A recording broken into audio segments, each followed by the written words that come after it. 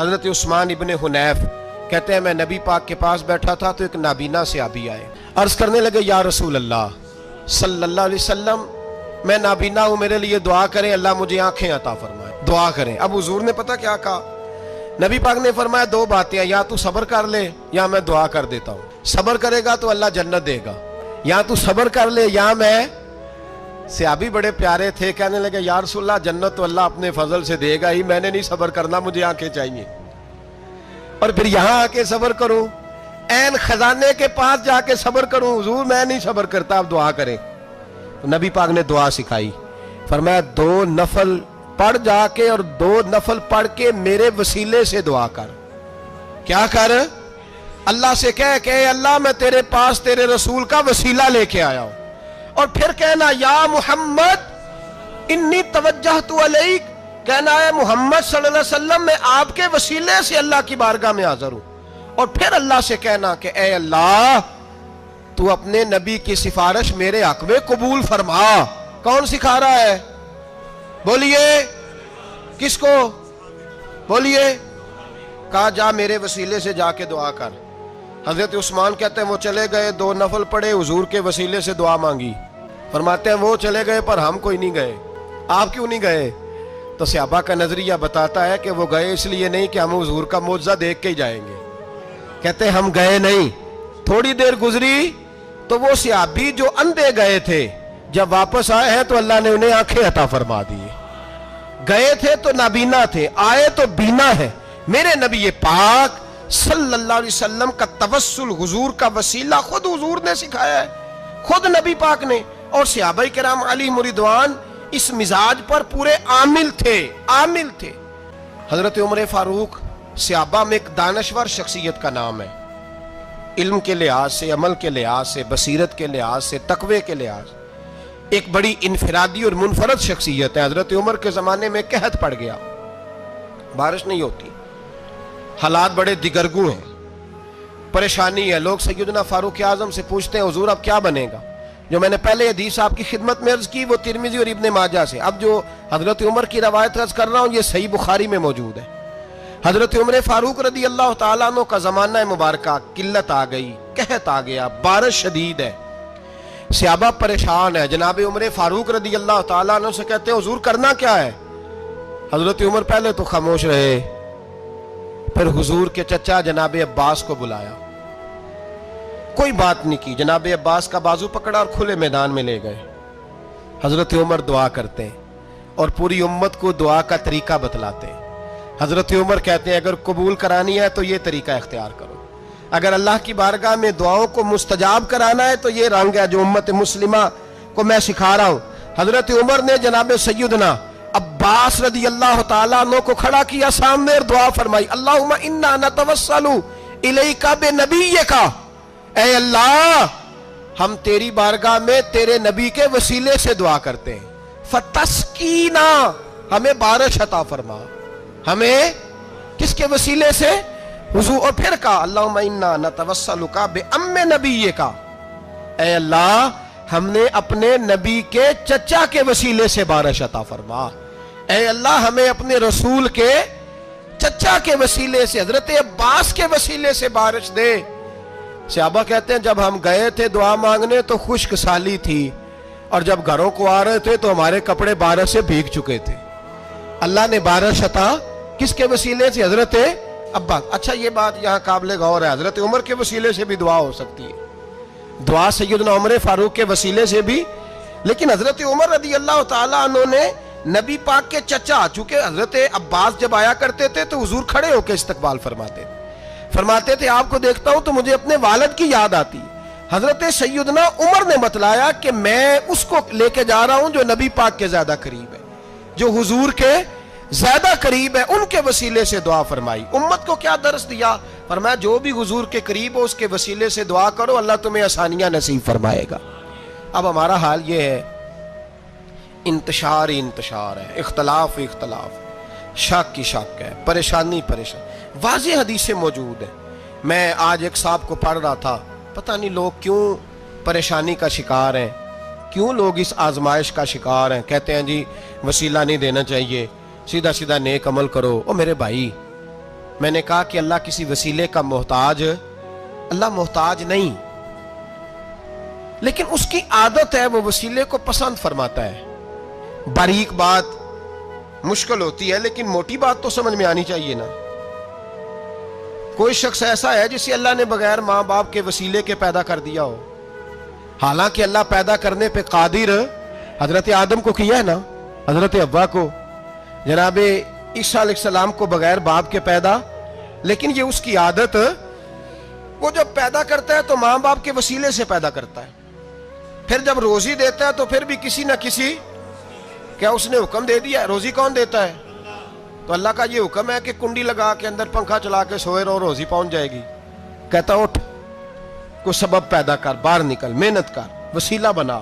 جو آدمی کہتا ہے جی میں کپڑے سی بھی خود لیتا ہوں، استری بھی کر لیتا ہوں، دھو بھی لیتا ہوں، اس سے سوال یہ ہے کہ بنا بھی لیتے ہو؟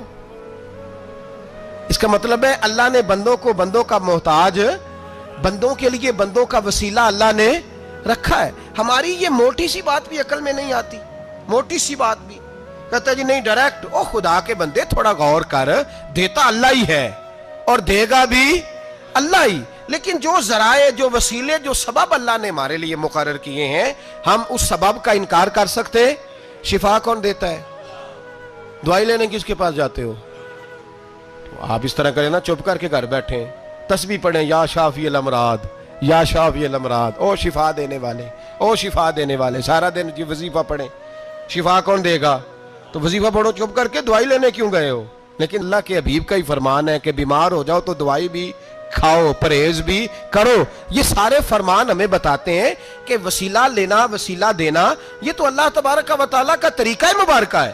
لوگ اتنی سی بات کو نہیں سمجھتے، اور قرآن نے واضح طور پہ کہہ دیا وَابْتَغُوا إِلَيْهِ الْوَسِيلَةَ، اور سورہ بقرہ گھر جا کے کھولنا، آیت نمبر 99، 80 اور 9، 99 آیت پڑھنا۔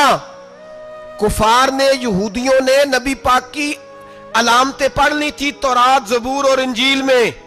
اللہ کا قرآن کہتا ہے وَكَانُوا مِن قَبْلُ يَسْتَفْتِحُونَ عَلَى الَّذِينَ كَفَرُوا، فرمایا جب میرے نبی نہیں آئے تھے تو یہ یہودی میرے رسول کے وسیلے سے اللہ سے فتح مانگا کرتے تھے، اور جب یہ رسول کا وسیلہ دیتے تھے تو اللہ انہیں فتح عطا فرماتا تھا۔ امام حاکم نے مستدرک میں لکھا ہے، اور امام حاکم انہی شرطوں پر حدیثیں بیان کرتے ہیں جن شرطوں پر امام بخاری اور مسلم بیان کرتے ہیں۔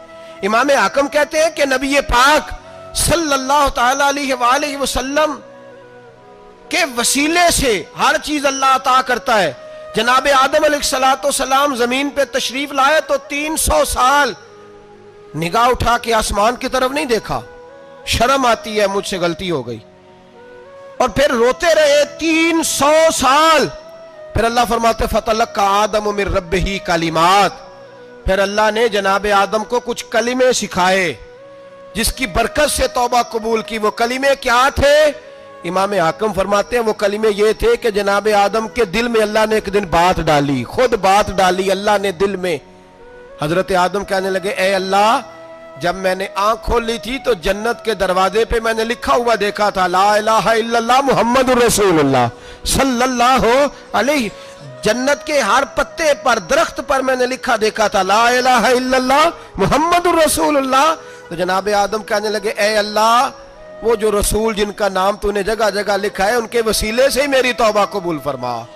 تو رب کریم نے فرمایا اچھا حبیب کی بات کرتے ہو، چلو آدم فتاب علیہ انہ هو التواب الرحیم، جا میں نے تیری توبہ قبول کی، میں ہوئی بڑا مہربان، میں ہوئی بڑی توبہ قبول کرنے والا۔ شیخ سعدی فرمایا کرتے تھے اگر تیرے باپ کی توبہ، جناب آدم کی توبہ مصطفیٰ کے وسیلے سے قبول ہوتی ہے، تو کیوں انکاری ہو گیا ہے؟ تو کیوں انکاری ہو گیا؟ کیوں نہیں حضور کا وسیلہ مانگتا؟ میرے نبی پاک سید عالم صلی اللہ تعالی علیہ، لوگ بڑی ڈھٹائی سے انکار کرتے ہیں، بڑی دلیری سے انکار کرتے ہیں۔ او خدا کے بندو، یہ وسیلہ تو بڑا ضروری ہے، یہ وسیلہ تو بڑا قیمتی ہے۔ میرے نبی پاک صلی اللہ تعالی علیہ وآلہ وسلم نے خود یہ وسیلہ سکھایا۔ صحابہ اس کے قائل تھے۔ حضرت عائشہ صدیقہ کے پاس لوگ آئے، آ کے عرض کیا اے اماں جی بارش نہیں ہوتی، قحط پڑ گیا ہے۔ اس بات کو نا ذرا دل کی گہرائیوں سے سننا۔ مسجد نبوی ہے، مسجد نبوی کے ساتھ ادھر دیکھیے گا ذرا، یہ مسجد ہے، مسجد کے ساتھ حضور کی قبر ہے, ساتھ حضرت عائشہ کا حجرہ ہے. پہلے حضرت عائشہ, پھر حضور کا روزہ, پھر آگے بولتے جائیے آگے کیا ہے. چاہیے تھا نا سیدھے مسجد جاتے, حضرت عائشہ کے پاس آئے. توجہ کرنا میری بات. کہ اماں جی بارش نہیں ہوتی, کیا کریں؟ اماں جی نے مسجد نہیں بھیجا, کہنے لگی اس طرح کرو, حضور کے دروازے پہ جاؤ اور جا کے نا نبی پاک جہاں دفن ہے وہاں تھوڑی سی نا جو حضور کے سر والی جگہ ہے نا قبر پہ, وہ چھت تھوڑی سی کھول دو, چھت کھول دو.